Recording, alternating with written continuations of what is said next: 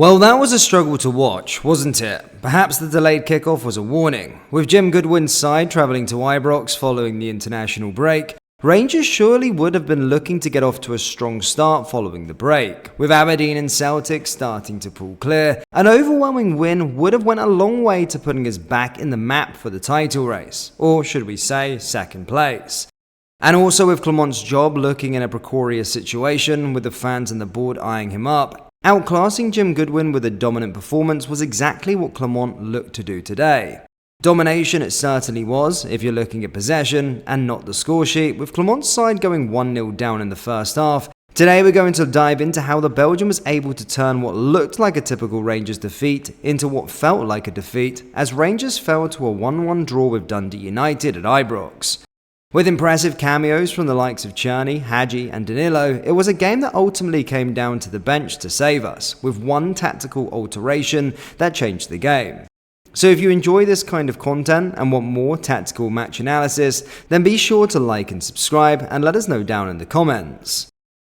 With Jim Goodwin being known for his tactical genius, it was interesting to see how the Dundee United manager would line up to counter Philippe Clement's lineup. While the Tangerines normally line up in a 5-4-1 out of possession, Goodwin instead made the bold choice to line up with a 4-4-2 system. How exactly did this play into our favour? Well, let us explain.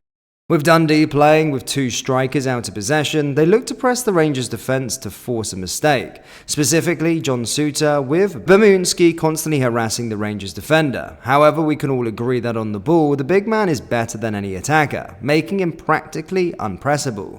Not only did this decision allow John Souttar to exploit the press and find spaces, but it also meant that the midfield was less clustered, with only two defending central players instead of three. And I think we can all agree that our midfielders are some of our better players. And that Jim Goodwin deciding to press Souttar while leaving Rascan, Diomande and Barron more space, as we can see here, to work with the ball is a baffling decision.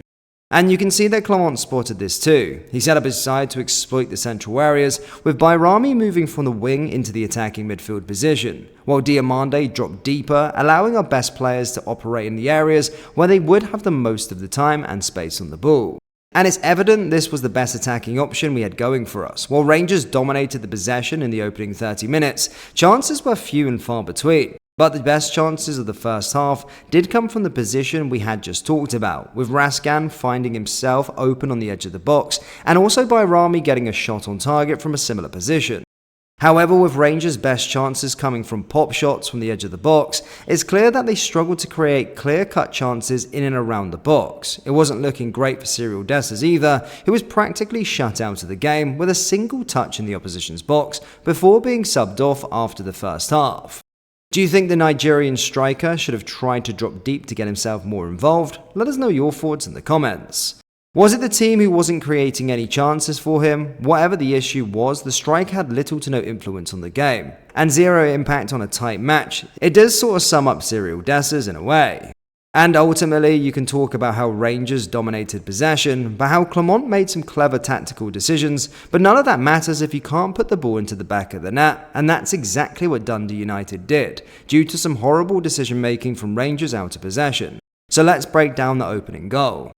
The opening move of the goal is arguably a mistake from Conor Barron, with the youngster failing to shut down Vico Sevic. The Croatian was able to deliver a perfect cross to the head of Sam Dolby. And really, what was the defence for this goal? Whether you blame it on Yefti or Proper, the lack of communication between both defenders was clear. And isn't that the story of our season? 35 minutes of domination and tactically outsmarting the opposition, undone by a lapse of concentration. Going into the second half, Rangers made one slight change in their approach, which led them to seeing some success.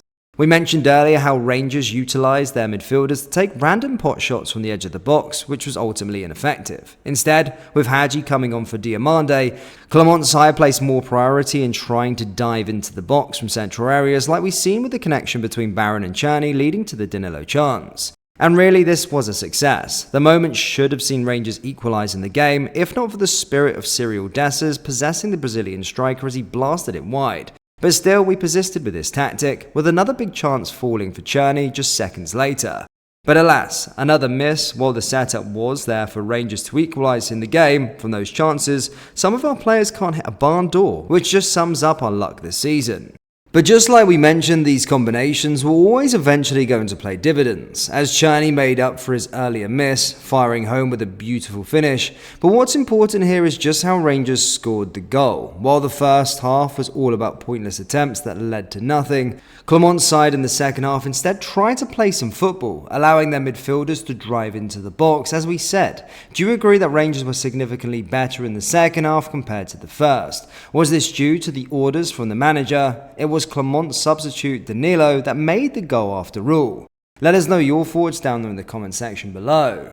Speaking of Danilo, him and Cherney had some connection, didn't they? Not only did they link up for the first goal, but they also linked up well for two massive opportunities just minutes later. And just returning to the point we made about Dessers earlier, while the Brazilian striker has the same proactivity for missing big chances that the Nigerian has, Danilo's overall game offered a lot more than what Dessers offered, dropping deep and linking up well with his teammates. Clermont surely has a decision to make ahead of our Europa League clash on Thursday, and with his job dangling on a wire, it's going to be a massive one. But ultimately, even with the impressive performance from our substitutes, it's just the same old. Look at these statistics.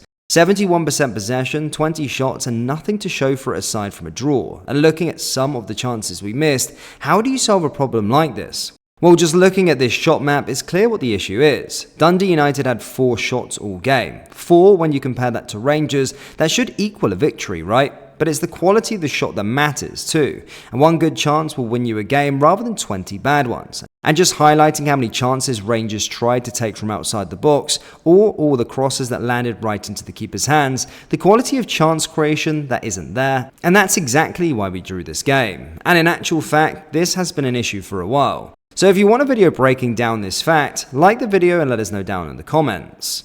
How are you feeling now, a day later? That 90 minutes we're not going to get back really. While Clermont's approach to the first half lost us the 3 points, it was his big changes in the second that at least rescued a point. But was that good enough? Changing the tactical approach and switching out Dessers for Danilo were certainly good decisions, we can't deny that. But the overall approach Clermont had was absolutely abysmal, was it not? And it wasn't like the players were free from blame either, with mistakes from the likes of Barron in the defence being the reason we drew in the first place.